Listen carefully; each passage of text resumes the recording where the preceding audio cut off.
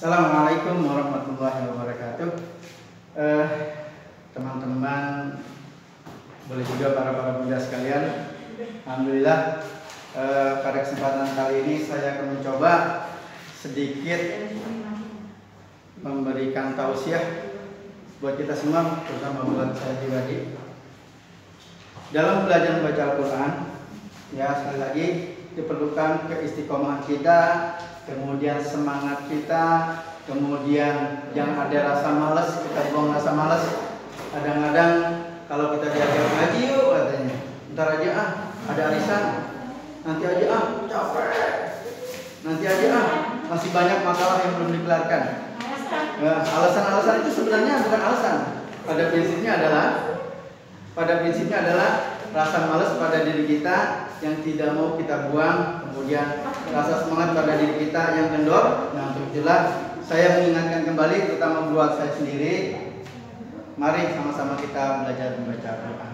Karena bagaimanapun kata Rasulullah dalam suatu hadisnya, Iqra'ul Quran fa innahu ya'ti yaumal qiyamah syafi'an li ashabi. Bacalah Al-Quran karena suatu saat nanti pada hari kiamat Al-Quranlah yang akan menjadi sahabat-sahabat kita. Al-Quran yang akan mencari kita, karena ketika di dunia kita belajar kemudian membaca Al-Quran. Nah, para sahabat sekalian, pada kesempatan kali ini saya sedikit akan menerangkan tentang hukum roh. Ya, kadang-kadang ketika kita membaca roh, kita nggak tahu apakah itu roh dibaca tipis ataukah itu roh dibaca tebal, mana yang tarkik atau tipis, mana yang tarkim atau yang tebal. Nah, pada kesempatan kali ini sedikit sebagian kecil dari hukum roh. Sebenarnya banyak penjabarannya, tapi secara yang besarnya hukum roh dibagi menjadi dua, yaitu hukum roh yang pertama adalah hukum roh yang dibaca tarkim atau tebal, kemudian hukum roh yang dibaca tarkik atau tipis. Tapi sebelum saya membahas kedua hukum ini, sedikit saya akan terangkan. Kadang-kadang ketika kita membaca ada huruf roh di akhir ayat atau ketika kita wakafkan, rohnya itu tidak kita baca, cukup di sebelum huruf rohnya kita baca, rohnya tidak kita seret. Inilah kesalahan-kesalahan yang sering kita dengarkan ketika orang membaca Al-Quran. Misalnya dalam surat Al-Asr, ya, cuma dibaca wal as, ya, innal insana lafi khusr, ya, rohnya nggak dibaca, padahal wal asr harus dibaca rohnya, wal asr innal insana lafi khusr. Jadi mulai sekarang mari kita perbaiki bacaan Quran kita, kemudian kita tingkatkan kualitas bacaan Al-Quran kita. Contohnya misalnya lagi wal fajr, kadang-kadang kita suka cuma membaca wal fajr, ya, walayalin as, rohnya tidak terbaca. Nah, sekarang untuk yang pertama, roh dibaca tebal, ya, huruf roh dibaca tebal apabila roh diawali atau sebelum huruf roh ada huruf yang berbaris fathah dan dhammah. Nah, pertama ada huruf yang berbaris fathah dan dhammah.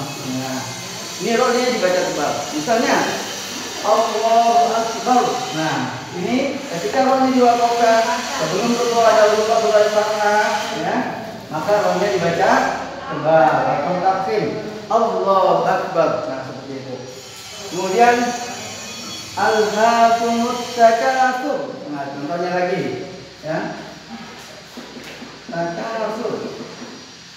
Nah, ini sebelumnya berbaris dhammah. Nah, maka rohnya harus dibaca tebal. Alhaakumut takatsur. Jangan alhaakumut takatsur. Apalagi kadang-kadang kita pernah membaca alhaakumut takatsur, dibaca panjang. Padahal di akhir wakaf ayat pertama surat At-Takatsur adalah tidak ada mat, ya, jadi dibaca pendek. Alhaakumut takatsur, seperti itu, ya. Ada fathah dan ada dhammah, maka rohnya dibaca tebal. Kemudian roh dibaca tebal apabila sebelum huruf roh ada yang namanya hamzah wasol.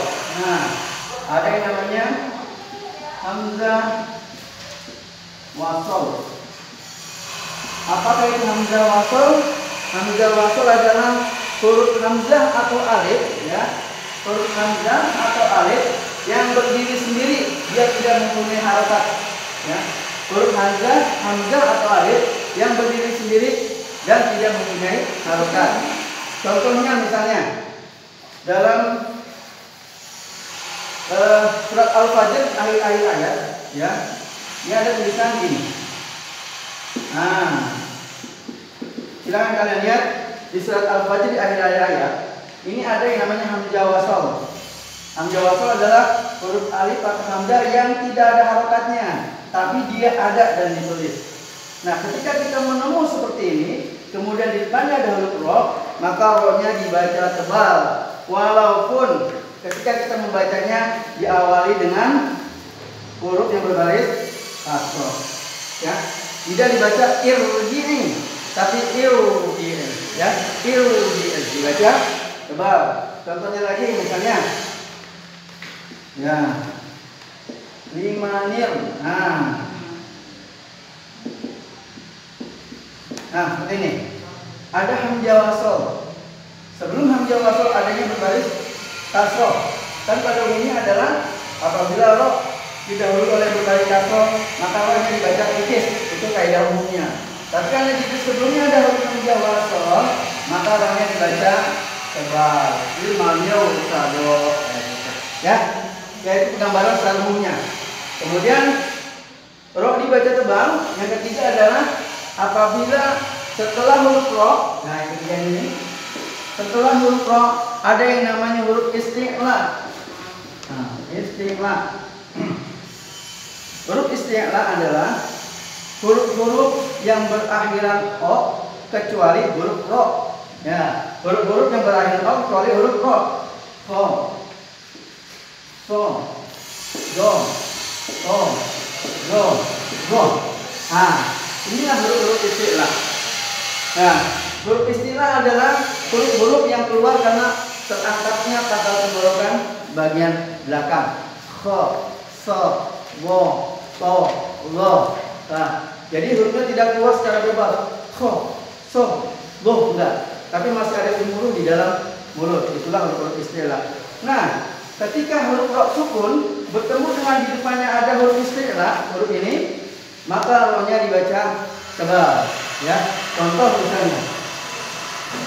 Nah, contoh misalnya di sini. Nah, nih. Sebelum huruf ro ada yang berbaris kasroh, kemudian ada ro sukun. Secara umum kaidah umumnya adalah dibaca